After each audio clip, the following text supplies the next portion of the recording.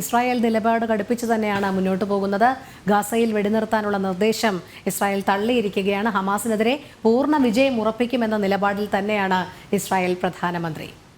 തീർച്ചയായും ബെഞ്ചമിൻ നെതന്യാഹുവിൻ്റെ ഇത്തരത്തിലുള്ളൊരു പ്രതികരണം തന്നെയാണ് രോഹിണി ഈ അടുത്ത മണിക്കൂറുകളിൽ പുറത്തു വന്നത്. ബെഞ്ചമിൻ നെതന്യാഹു അത് വളരെ കൃത്യമായി തന്നെ പറയുകയാണ്. കാരണം ഒരു തരത്തിലും ഹമാസിനെ തുടരാൻ അനുവദിക്കില്ല. കാരണം ഹമാസ് ഒരു അന്തഛിദ്രത്തിൻ്റെ രാഷ്ട്രീയമാണ് പറയുന്നത്. മാത്രമല്ല ഈ ഹമാസിനെ പിന്തുണയ്ക്കുന്ന രാഷ്ട്രീയ തീവ്രവാദ സ്വഭാവമുള്ള കക്ഷികൾ ഹൂതികളുണ്ട്, അതുപോലെ തന്നെ ഹിസ്ബുള്ളയുണ്ട്. സ്വാഭാവികമായും ഇസ്ലാമിക് ഗാർഡ്സ് ഫോഴ്സ് എന്ന് പറയുന്ന IS-ന് സമാനമായി പ്രവർത്തിക്കുന്ന മറ്റൊരു അന്താരാഷ്ട്ര സംഘടനയുടെ പിന്തുണയാണ് ഇറാൻ്റെ പിന്തുണയോടെ, അല്ലെങ്കിൽ ഇറാൻ ഒരു സപ്പോർട്ട് ചെയ്യുന്ന ഒരു സംവിധാനത്തിൻ്റെ പിന്തുണയോടെ ലോകം മുഴുവൻ പ്രശ്നങ്ങൾ ഉണ്ടാക്കുന്നതാണ് ഏറെ ഗൗരവതരമായ വിഷയം. നമുക്കറിയാവുന്നതാണ് ജോർദാനിൽ നടന്ന ആക്രമണം ഈ അടുത്ത ദിവസങ്ങളിലാണ് ഉണ്ടായത്. അതിൻ്റെ പിന്നിൽ ഹിസ്ബുള്ളയാണ്. സ്വാഭാവികമായും ഇസ്ലാമിക് ഗാർഡ് ഫോഴ്സസിൻ്റെ ഒരു പിന്തുണ അതിനുണ്ട് എന്ന സൂചന കൃത്യമായി തന്നെ അമേരിക്ക നൽകിയിരുന്നു. 3 സൈനികരാണെന്ന് മരിച്ചത്. ശക്തമായ പ്രത്യാക്രമണം അതിനെതിരെ നടക്കുകയും ചെയ്യും. ഇറാനിലും ഇറാഖിലും അതുപോലെ തന്നെ സിറിയയിലുമുള്ള ചില മേഖലകളിലെല്ലാം തന്നെ ശക്തമായ പ്രത്യാക്രമണം അമേരിക്ക നടത്തുകയും ചെയ്തു. അതുപോലെ തന്നെ ഇത്തരത്തിൽ ഹമാസിനെ വളരാൻ വിടുന്നത് ഹമാസിനെ മാത്രമല്ല ഹൂതി വിമതരെയും അതുപോലെ തന്നെ ഹിസ്ബുള്ളയും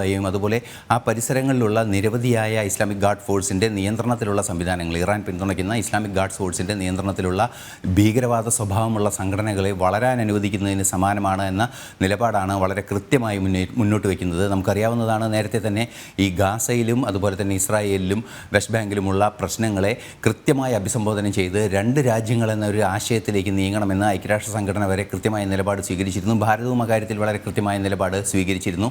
എന്നാൽ ഭാരതം തീവ്രവാദ വിരുദ്ധമായൊരു നിലപാട് വളരെ കൃത്യമായി ആ നിലപാടുകൾക്കിടെ പറയുകയും ചെയ്തു. എന്തുതന്നെയായാലും ചെങ്കടലിലെ പ്രശ്നങ്ങൾ, അതുപോലെ തന്നെ ഈ തുടർച്ചയായ നാവിക കേന്ദ്രങ്ങളിൽ ഉണ്ടാകുന്ന അതിസങ്കീർണമായ പ്രശ്നങ്ങളെല്ലാം തന്നെ അടിസ്ഥാനപരമായ പ്രശ്നമായി മാറുന്നത് ഹമാസ് എന്ന സംഘടനയെ നിലനിർത്തുന്നതിന് വേണ്ടിയുള്ള ഭീകര സ്വഭാവമുള്ള സംഘടനകളുടെ പിന്തുണ നൽകുന്നതിനുള്ള ഒരു ആക്രമണമാണ് എന്ന തിരിച്ചറിവിൻ്റെ അടിസ്ഥാനത്തിൽ ഹമാസിനെ പൂർണ്ണമായും ഇല്ലാതാക്കുക, ഈ ഗാസയിലെ ജനങ്ങൾക്ക് പൂർണ്ണ സുരക്ഷിതത്വം ഉറപ്പാക്കുകയും ഗാസയിൽ സ്വയംഭരണാവകാശം നിലനിർത്തുകയും 2 രാജ്യങ്ങൾ, അതായത് ഇസ്രായേലിൻ്റെ ഭാഗമാകാതെ തന്നെ ഗാസയെ നിലനിർത്തുകയും വെസ്റ്റ് ബാങ്കിനെ സമാനമായി നിലനിർത്തുകയും ഏത് രീതിയിലാണോ ഗാസയുടെ നിയന്ത്രണം വേണ്ടത് അത് അന്താരാഷ്ട്ര സമൂഹം തീരുമാനിക്കുകയും നീതിയുക്തമായി നടപ്പാക്കുകയും ചെയ്യണമെന്ന നിലപാടാണ് ഇസ്രായേലിനുള്ളത്. അതുകൊണ്ട് തന്നെ ഹമാസിനെ ഒരു തരത്തിലും അംഗീകരിക്കാൻ സാധിക്കില്ല. ഹമാസിനെ പൂർണ്ണമായും ഇല്ലാതാക്കുക തന്നെ വേണം എന്നാണ് കൃത്യമായ നിലപാട്. നമുക്കറിയാവുന്നതാണ്, ഒക്ടോബറിൽ നടന്ന ആക്രമണത്തിൽ വലിയൊരു പ്രതിസന്ധി തന്നെയാണ് ഇസ്രായേൽ നേരിട്ടത്. ഇതിൻ്റെ പശ്ചാത്തലത്തിൽ അതിശക്തമായ ആക്രമണം നടക്കുകയും ലോകം മുഴുവൻ വളരെയധികം ശ്രദ്ധിക്കുകയും ചെയ്തു.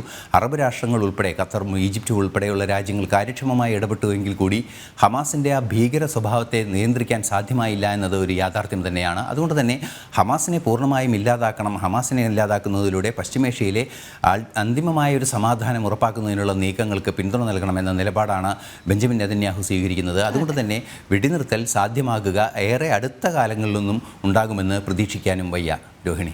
ശരി, ഇന്റർനാഷണൽ ഡെസ്കിൽ നിന്നുമായി സഞ്ജൂസാണ് വിവരങ്ങൾ നൽകിയത്.